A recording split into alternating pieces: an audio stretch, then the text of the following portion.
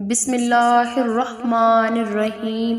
آج لہسن کے ایک دانے پر سورہ کوثر کا وہ خاص وظیفہ لے کر آئی ہوں جسے پڑھتے ہی غیب سے رزق اور دولت خود چل کر آتا ہے۔ جس نوکری کے لیے، جس کاروبار کے لیے، جس رزق کے لیے آپ در در کی ٹھوکریں کھا رہے ہیں، لوگوں کے طعنے سن چکے ہیں، آج کا یہ وظیفہ کرنے کے بعد وہ رزق، وہ دولت، وہ شہرت، وہ کامیابیاں خود چل کر آپ کے قدموں میں آئیں گی۔ کیونکہ جب انسان اللہ کو راضی کر لیتا ہے، اللہ کو منا لیتا ہے، تو پھر دنیا کے سامنے ہاتھ پھیلانا نہیں پڑتا۔ ہر شے خود چل کر آتی ہے۔ اور آج اگر کوئی اللہ کو منانا چاہتا ہے، اللہ کو راضی کرنا چاہتا ہے، تو ایک لہسن کے دانے پر سورہ کوثر کا یہ خاص وظیفہ ضرور پڑھے، جس پر ایک نظر کرم ہو جاتی ہے۔ اللہ تقدیر بدل دیتا ہے، مقدر سنور جاتے ہیں، رکاوٹیں ہٹ جاتی ہیں، بندشیں ٹوٹ جاتی ہیں۔ جس کو یقین نہیں آتا وہ آج ایک لہسن کے دانے پر سورہ کوثر کو پڑھ لے۔ یہ مال و دولت حاصل کرنے کا بہت ہی آسان ترین عمل ہے۔ یہ سب سے بڑا اور سردار وظیفہ ہے کہ جس کے کرنے سے دولت عاشق ہو جاتی ہے۔ میرے وہ بھائی جنہوں نے دولت کو حاصل کرنے کے لیے در بدر کی ٹھوکریں کھائی ہیں، جگہ جگہ کے دھکے کھائے ہیں، لیکن مال و دولت نہ ملی، وہ یہ عمل اور یہ وظیفہ ضرور کریں۔ میں یقین سے کہتی ہوں کہ وہ لوگ لاکھوں نہیں بلکہ کروڑوں کمائیں گے۔ یہ عمل نہیں سونے کی کان ہے۔ جو شخص بھی کامل یقین کے ساتھ اس عمل کو کرے گا، کبھی بھی اس کو مال دولت کی کمی ہرگز نہیں ہوگی۔ جتنی مرضی بڑی رقم کی آپ کو ضرورت ہے تو آپ اس عمل کو فوری کر لیں۔ آپ کو اگر فوری دولت، فوری پیسہ چاہیے، آپ لوگ کتنے ہی امیر بننا چاہتے ہیں، تو یہ عمل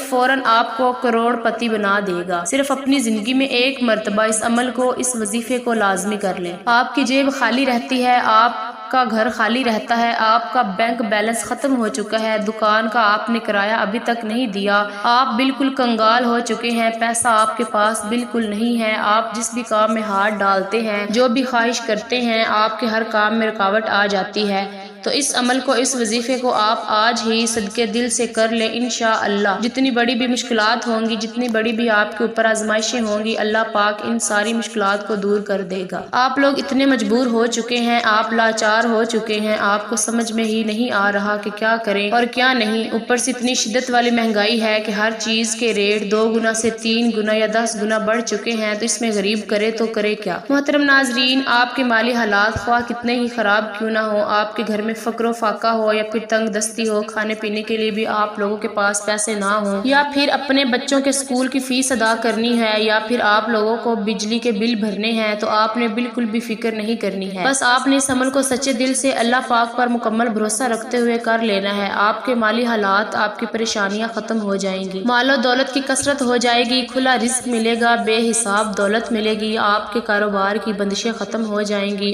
آپ سکون اور عیش کی زندگی گزاریں گے۔ لہسن کے ایک دانے پر سورہ کوثر کو پڑھتے ہی اپنی کھلی آنکھوں سے اس کے کمالات دیکھ لینا۔ آپ کے حالات اتنی تیزی سے بدلیں گے کہ آپ حیران رہ جائیں گے۔ آج اپنے سینے کا راز بتانے لگی ہوں کہ وظیفہ پڑھتے ہی اپنے حالات کو بدلتے ہوئے دیکھنا۔ جو بھی آپ کے مقاصد ہوں گے، جو حاجات مرادیں ہوں گی، چاہے آپ کو ذاتی مکان چاہیے ہو، آپ کو 1 کروڑ چاہیے ہو، 10 کروڑ چاہیے، 100 کروڑ چاہیے، فوراً اللہ پاک آپ کو عطا کر دیں گے۔ آپ یہ وظیفہ پڑھ کر اللہ پاک سے مانگ کر دیکھنا، آپ کے مانگنے کی دیر ہے، آپ دیکھیے گا کہاں کہاں سے پیسہ آنا شروع ہوتے ہیں۔ آپ لوگ چاہے پاکستان سے ہیں، چاہے انڈیا سے ہیں، آپ سعودی عرب سے ہیں، نیپال، بنگال دیش، عمان، جاپان، دنیا کے جس ملک، جس گاؤں، جس گلی میں بیٹھ کر آپ یہ ویڈیو دیکھ رہے ہیں، یہ ویڈیو پہلے تو آپ مکمل دیکھ لینا، پھر اس عمل کو بتائے گئے طریقے سے پڑھ لینا۔ وقت کی نزاکت کو مد نظر رکھتے ہوئے آئیے ناظرین آج کے اس خاص عمل کی طرف چلتے ہیں، لیکن اس سے پہلے اگر آپ اس چینل پر نئے ہیں اور آپ نے اس چینل کو ابھی تک سبسکرائب نہیں کیا تو خدا را اس چینل کو ابھی سبسکرائب کر لیں، کیونکہ ایسے بہت سے وظائف، بہت سے اعمال آپ کے حوالے ڈیلی بیسس پر کرتی رہوں گی۔ اب عمل کیا ہے؟ باوضو مصلی پر بیٹھ کر آپ نے سب سے پہلے نبی کریم صلی اللہ علیہ وآلہ وسلم کی ذات مبارکہ پر 3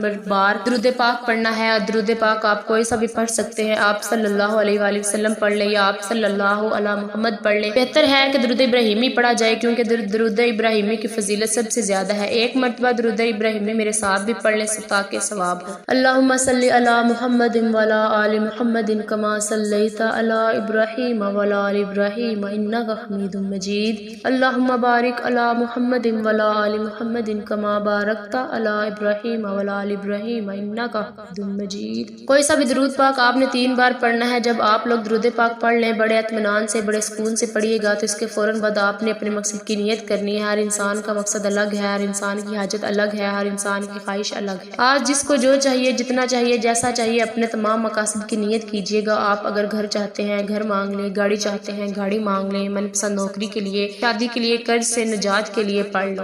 الغرض جو بھی آپ کا مقصد ہے اپنے مقصد کی نیت کرتے ساتھ ہی فوری طور پر آپ نے ایک بار اعوذ باللہ من الشیطان الرجیم بسم اللہ الرحمن الرحیم پڑھ کر وظیفے کا آغاز کرنا ہے، اور لہسن کا ایک دانہ آپ سیدھے ہاتھ کی ہتھیلی پر رکھ کر مٹھی کو بند کر لیں اور پھر اس وظیفے کو پڑھنا شروع کریں۔ اور سب سے پہلے نمبر پر آپ نے جو وظیفہ پڑھنا ہے وہ وظیفہ قرآنی سورت کا وظیفہ ہے۔ آپ نے پہلے نمبر پر سورۃ فاتحہ کو پڑھنا ہے۔ سورۃ فاتحہ قرآن مجید کی پہلی سورت ہے۔ سورۃ فاتحہ قرآن مجید کی لاڈلی سورت ہے۔ اس سورت کو قرآن مجید کا خلاصہ بھی کہا جاتا ہے۔ سورۃ فاتحہ وہ سورت ہے جس میں اللہ کا شکر بھی ہے، صراط مستقیم کی تلقین بھی ہے، اللہ کا دوست بننے کی تجویز بھی ہے۔ تو پھر کیوں نہ سورۃ فاتحہ محبت کے ساتھ پڑھی جائے، اس یقین کے ساتھ پڑھی جائے کہ اللہ راضی ہو جائے۔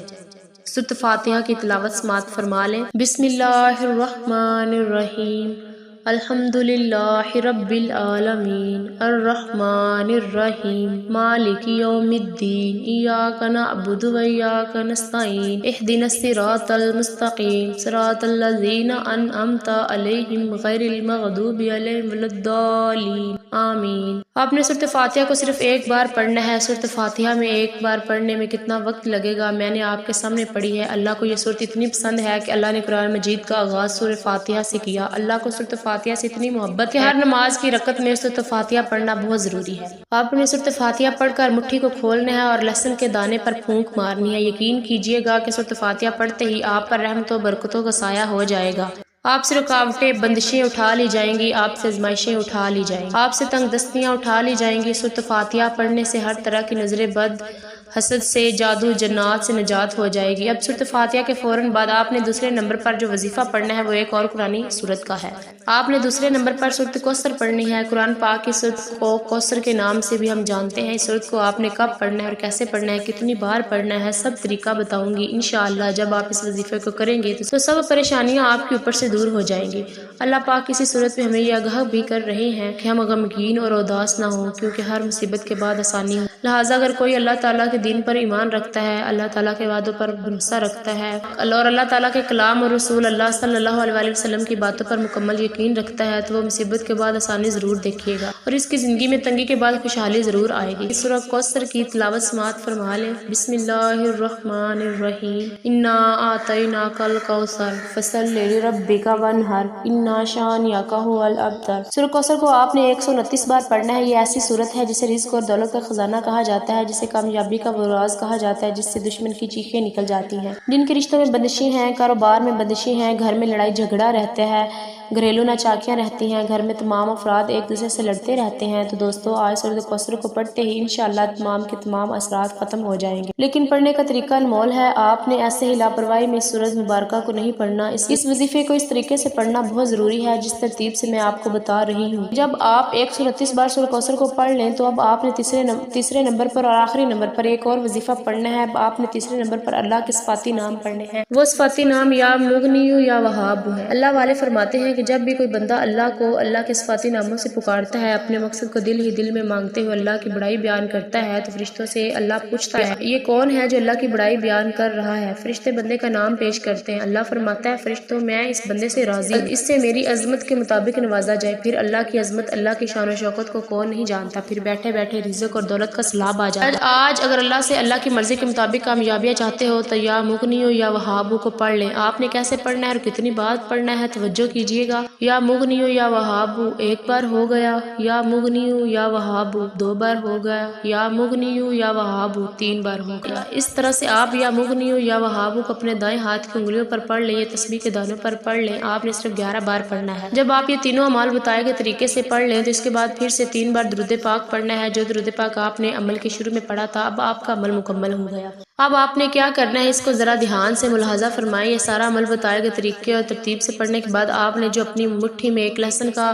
دانہ ہے مٹھی کو کھولیں اور اس پر پھونک ماریں، اس پر دم کر دیں۔ اس کے بعد آپ لوگ اس لہسن کو اپنی ہانڈی میں استعمال کر سکتے ہیں اور نہار منہ بھی اس کو کھا سکتے ہیں۔ بے شمار اس کے فائدے آپ کو دیکھنے کو ملیں گے۔ یہ عمل ایسا نہیں ہے کہ آپ لوگ باندھ کے اس کو لٹکا دیں، یہ لٹکانے والا عمل نہیں ہے، یہ استعمال کرنے والا عمل ہے، کیونکہ جو غریبی ہوتی ہے اس کے جراثیم بہت زیادہ ہوتے ہیں۔ علماء کرام نے اس پہ اتنی احادیث نقل کی ہیں کہ میں اگر آپ کو بتانے لگ جاؤں تو ویڈیو بہت زیادہ لمبی ہو جائے گی، تو الغرض جو آپ کو وظیفہ بتانا مقصود تھا وہ آپ کو بتا دیا۔ آپ لوگوں نے ویڈیو کو لائک کرنا ہے اور کمنٹ کے اندر اللہ تعالیٰ کے 99 ناموں میں سے کوئی ایک نام بھی لکھ دینا ہے، اور جو بھائی بھی دعا کے لیے کہتے ہیں اللہ پاک ان کی ہر جائز دعا کو قبول و منظور فرمائے، آمین ثم آمین۔ دعا ہے کہ رب کریم میرا سنانا اور آپ کا سننا اپنی بارگاہ الہی میں قبول و منظور فرمائے۔ اللہ تعالیٰ ہم سب کا حامی و ناصر ہو، آمین۔ السلام علیکم ورحمۃ اللہ وبرکاتہ۔